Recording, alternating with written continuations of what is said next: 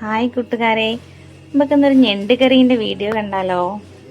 അപ്പം ഇന്ന് രാവിലെ ഏട്ടൻ പോയിട്ട് ഞണ്ടാട്ടോ വാങ്ങിക്കൊണ്ട് വന്ന്. അത്യാവശ്യം വലുപ്പമുള്ള നീലക്കാലം ഞണ്ടാണ്. അപ്പം നമുക്കതൊന്ന് തേങ്ങ അരച്ച് കറി വെച്ച് നോക്കട്ടോ. അപ്പം അതിനാവശ്യമായ തക്കാളി, ഉള്ളി, പച്ചമുളക്, ഇഞ്ചിയൊക്കെ ഞാൻ ഇവിടെ എടുത്ത് വെച്ചിട്ടുണ്ട്. നമുക്കിനി ഇതൊന്ന് മുറിച്ച് സെറ്റാക്കാം. ഞണ്ട് കറിയിലേ നമ്മൾ സാധാരണ മീൻ കറിയിലൊക്കെ പുളി ഒഴിക്കുമ്പോൾ നമ്മൾ ഞണ്ട് കറിയിൽ പുളി ഒഴിക്കൂലല്ലോ. അപ്പോൾ കുറച്ച് കൂടുതൽ തക്കാളി വേണം കേട്ടോ ഞണ്ട് കറിയിലേക്ക്. എന്നാലേ ഉള്ളൂ അതിൻ്റെ ഒരു ടേസ്റ്റ് ഉണ്ടാവുള്ളൂ. ഞണ്ട് കറി ഉണ്ടെങ്കിൽ രണ്ട് കറി വേണ്ടാന്നൊക്കെ അല്ലല്ലേ പറയാം. പിന്നെ ഒരു ചെറിയ കഷ്ണം ഉള്ളി, പിന്നെ ആവശ്യത്തിന് പച്ചമുളകും മുറിച്ചിടുക. ഇഞ്ചി ഞാൻ ഇതിൽ മുറിച്ചിടലില്ല കേട്ടോ. ഞാൻ തേങ്ങ അരയ്ക്കുന്ന സമയത്ത് ചെറിയ ഉള്ളിയും ഇഞ്ചിയും കൂടി കൂട്ടിയിട്ട് തേങ്ങ അരച്ചൊഴിക്കലാണ് സാധാരണ ചെയ്യൽ. അങ്ങനെ ഒഴിക്കുമ്പോഴാണ് ഒന്നുകൂടി ടേസ്റ്റ് ഉണ്ടായിട്ട് എനിക്ക് ഫീൽ ആയത് കേട്ടോ. അതിനുശേഷം ആവശ്യത്തിന് മസാലയൊക്കെ ഇട്ടിട്ട് ഉപ്പിട്ട്, പിന്നെ ഞാൻ ഇതേമാതിരി മസാല വേവിക്കാൻ വെക്കുന്ന സമയത്ത് തന്നെ കുറച്ച് ഉലുവയും കൂടി, പൊടിക്കാത്ത ഉലുവല്ലേ, സാധാ ഉലുവ കുറച്ച് ഇട്ടിട്ടാട്ടോ വേവിക്കാൻ വെക്കുക.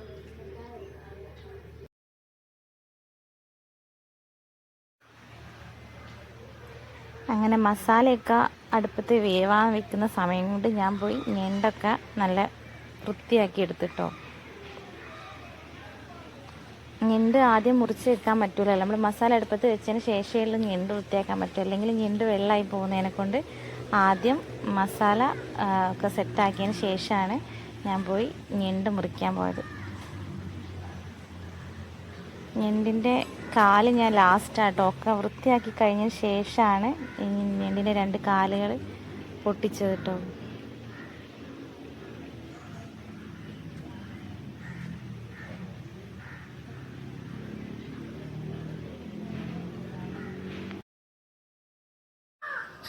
അങ്ങനെ നമ്മളെ ഞണ്ടൊക്കെ വൃത്തിയാക്കി വരുമ്പോഴത്തേക്കും നമ്മളെ മസാല നല്ല തിളച്ച് മറയുന്നുണ്ടായിരുന്നു കേട്ടോ.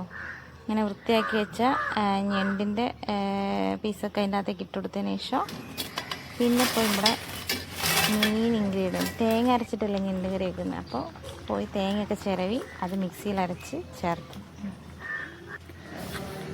ഈ തേങ്ങയും കൂടി ചേർത്ത് ഞാൻ കുറേ സമയം വേവിക്കും കേട്ടോ. ആ എണ്ണ മുകളിൽ തെളിഞ്ഞ് വരുന്നവരെ നന്നായി അടച്ച് വെച്ച് വേവിക്കും. അപ്പോൾ ഒരു 10-20 മിനിറ്റ് കഴിയുമ്പോഴത്തേക്കും നമ്മളെ ഞണ്ട് കറീൻ്റെ മുകളിൽ നല്ലോണം എണ്ണയൊക്കെ തെളിഞ്ഞ് വന്നിട്ടുണ്ട് കേട്ടോ. അപ്പോൾ നമ്മളെ കറി ഇവിടെ സെറ്റായിട്ടുണ്ട്. ഇനി ഇതിലേക്ക് ഒരു വറവും കൂടി ഇട്ടെടുത്താൽ നമ്മളെ ഞണ്ട് കറി ഇവിടെ റെഡി. അങ്ങനെ ഒരു ചീഞ്ചട്ടി വെച്ച് കൊടുത്ത് കുറച്ച് വെളിച്ചെണ്ണ ഒഴിച്ച് കടുക് ഇട്ടെടുത്ത്, പിന്നെ നമ്മൾ കറിയിലൊക്കെ ഇടുന്ന മുളക് പൊടിയില്ലേ, ആ മുളക് പൊടി കുറച്ചിട്ടെടുത്ത് ഇവിടെ വീട്ടിൽ തന്നെ ഉണ്ടായ കറിവേപ്പിലയും കൂടി ഇട്ട് കൊടുത്താൽ സംഭവം റെഡി.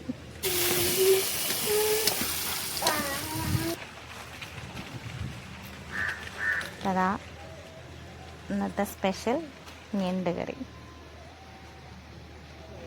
അപ്പം നമുക്ക് ഏട്ടനോട് ഇതിൻ്റെ അഭിപ്രായം ചോദിക്കാട്ടോ. ചങ്ങായിമാരെ, ഞണ്ട് കറി സൺഡേ സ്പെഷ്യൽ കണ്ട കറി. ഞണ്ട് കറി